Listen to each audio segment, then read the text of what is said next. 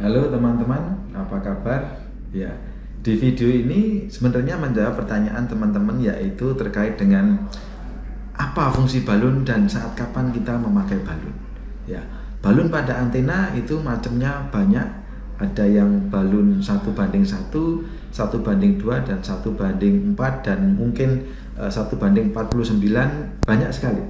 Nah, balun itu digunakan untuk mengubah dari unbalance. Ya, unbalance itu biasanya ada apa namanya, RF sama ground gitu ya, menjadi balance, artinya plus dan minus gitu. Jadinya seimbang gitu. Di antena itu seimbang.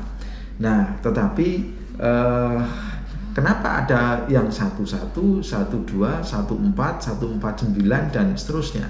Nah, ini sebenarnya sangat bergantung pada kita sebenarnya ingin mentransfer power yang kita transmitkan dari radio, misalkan 100 watt, itu benar-benar juga akan dipancarkan 100 watt oleh antena itu.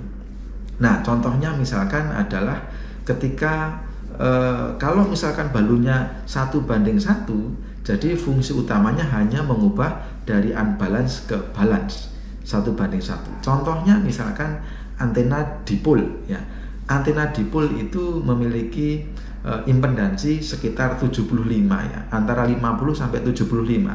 Sangat bergantung pada sudut ini ya, apa namanya, antar lengan kanan dan lengan kiri ya.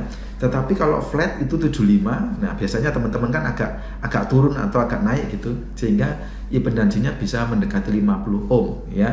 Oleh karena itu kita menggunakan balun 1:1. Itu kalau kita menggunakan 1:1. Kemudian ya, ada beberapa antena yang dia itu impedansinya itu adalah 1:2 ya. 1:2, contohnya misalkan loop ya. Nah, ada beberapa loop, misalkan delta loop misalkan, itu ada yang dia impedansinya adalah 100 ohm ya.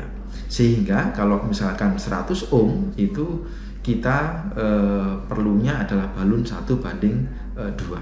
Nah, ada lagi yang kalau misalkan kita menggunakan quad loop ya.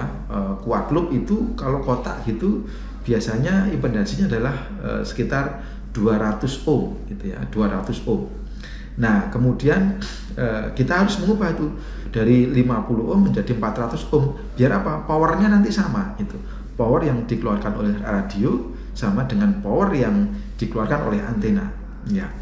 Oleh karena itu ya, beberapa antena yang impedansinya 200 ohm itu menggunakan balun 1:4. Nah, kemudian pertanyaannya, bagaimana kita mengukur sebenarnya antena saya itu berapa impedansinya? Nah, tentu saja kita harus memiliki alat ukur, teman-teman.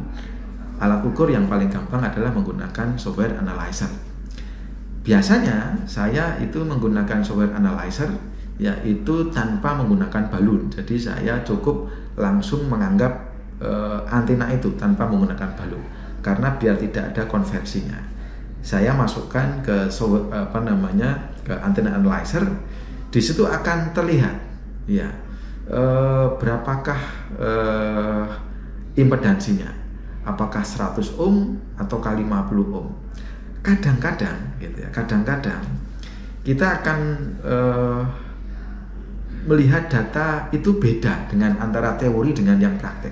Kenapa? Misalkan contoh, teman-teman, Anda masang antena, ternyata antena itu berdekatan dengan logam yang lain, sehingga impedansinya jadi berubah.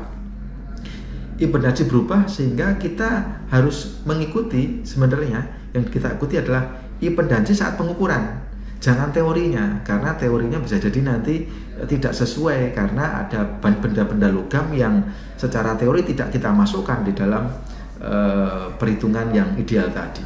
Oleh karena itu biasanya saya menggunakan antena analyzer. Dari situ akan diketahui, oh misalkan impedansinya adalah 90 ohm misalkan. Kalau 90 ohm ya saya gunakan 1:2 gitu. Atau misalkan ketemunya adalah 180 ohm misalkan, oh saya gunakan 1:4. Mungkin memang tidak akan persis sama gitu ya, kita bisa adjust nanti. ya, tetapi itu adalah teknik pendekatan yang bisa kita lakukan. Itu teman-teman sekilas dari saya, Yengki Eko Tri Eko Kilo Usera. Sampai jumpa 73.